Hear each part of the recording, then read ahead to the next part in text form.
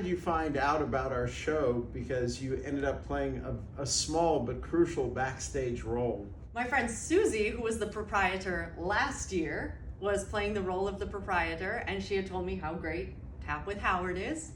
And as soon as I started taking classes here, I was hooked, and I wanted to help with the show because it was just so amazing what was happening. The role that she did was the backstage assistant for a star of our show, Reggio McLaughlin, a famous tap dancer from Chicago who plays the role of the monster. And Reggio was flying in from out of town and did not have a lot of rehearsal time. He had all of his dances down, but he needed somebody to make sure that he was in exactly the right place at the right time. Laura stepped into that role.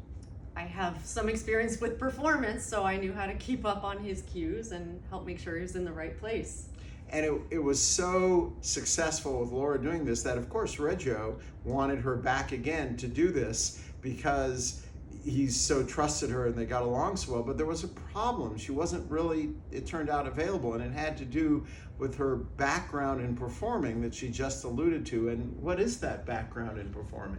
I've been a professional opera singer for most of my life. Here in California, I've sung with Long Beach Opera and LA Opera and a lot of the symphonies, San Diego Symphony and Redlands Symphony, and I lived in New York and abroad, and I've been a professional singer since I was about 22 years old. So it turns out Laura is not only a great singer, she's also incredibly funny, a good actress, a great professional. Well, we knew that already.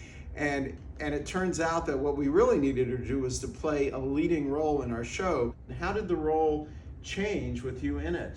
Well, now the role is an opera singing proprietor as opposed to a former actress proprietor, and we're now bringing opera into the show. So what was the one thing that A Tap of the Creature's curse was missing?